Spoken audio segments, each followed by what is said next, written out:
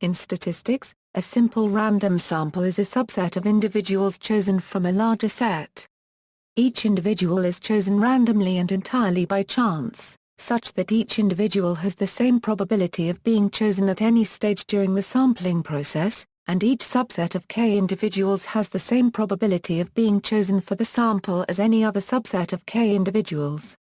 This process and technique is known as simple random sampling, and should not be confused with systematic random sampling. A simple random sample is an unbiased surveying technique. Simple random sampling is a basic type of sampling, since it can be a component of other more complex sampling methods. The principle of simple random sampling is that every object has the same probability of being chosen. For example, suppose n college students want to get a ticket for a basketball game, but there are only n tickets for them, so they decide to have a fair way to see who gets to go. Then, everybody is given a number in the range from 0 to n1, and random numbers are generated either electronically or from a table of random numbers. Numbers outside the range from 0 to n1 are ignored, as are any numbers previously selected. The first x numbers would identify the lucky ticket winners. In small populations and often in large ones, such sampling is typically done without replacement, that is, one deliberately avoids choosing any member of the population more than once.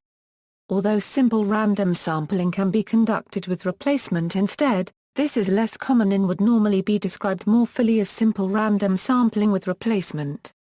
Sampling done without replacement is no longer independent, but still satisfies exchangeability, hence many results still hold.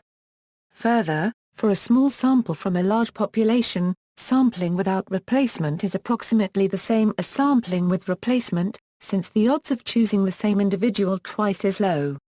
An unbiased random selection of individuals is important so that if a large number of samples were drawn, the average sample would accurately represent the population.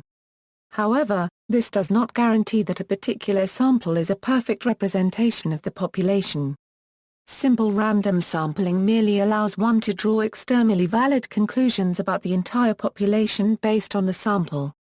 Conceptually, simple random sampling is the simplest of the probability sampling techniques. It requires a complete sampling frame, which may not be available or feasible to construct for large populations. Even if a complete frame is available, more efficient approaches may be possible if other useful information is available about the units in the population. Advantages are that it is free of classification error, and it requires minimum advanced knowledge of the population other than the frame. Its simplicity also makes it relatively easy to interpret data collected in this manner. For these reasons, simple random sampling best suits situations where not much information is available about the population and data collection can be efficiently conducted on randomly distributed items, or where the cost of sampling is small enough to make efficiency less important than simplicity. If these conditions do not hold, stratified sampling or cluster sampling may be a better choice. Distinction between a systematic random sample and a simple random sample. Consider a school with 1,000 students, divided equally into boys and girls, and suppose that a researcher wants to select 100 of them for further study. All their names might be put in a bucket and then 100 names might be pulled out. Not only does each person have an equal chance of being selected, we can also easily calculate the probability P of a given person being chosen, since we know the sample size and the population, 1. In the case that any given person can only be selected once. 2. In the case that any selected person is returned to the selection pool. This means that every student in the school has in any case approximately a 1 in 10 chance of being selected using this method. Further, all combinations of 100 students have the same probability of selection. If a systematic pattern is introduced into random sampling, it is referred to as systematic sampling. An example would be if the students in the school had numbers attached to their names ranging from 0001 to 1000, and we chose a random starting point, for example 0533, and then picked every 10th name thereafter to give us our sample of 100. In this sense, this technique is similar to cluster sampling, since the choice of the first unit will determine the remainder. This is no longer simple random sampling, because some combinations of 100 students have a larger selection probability than others. For instance, 3, 13, 23.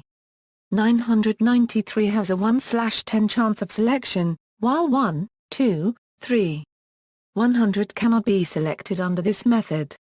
Sampling a dichotomous population, if the members of the population come in two kinds, say red and black, the number of red elements in a sample of given size will vary by sample and hence is a random variable whose distribution can be studied. That distribution depends on the numbers of red and black elements in the full population.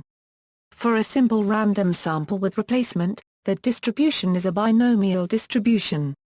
For a simple random sample without replacement, one obtains a hypergeometric distribution. Multistage sampling, non-probability sampling, opinion poll, quantitative marketing research, references.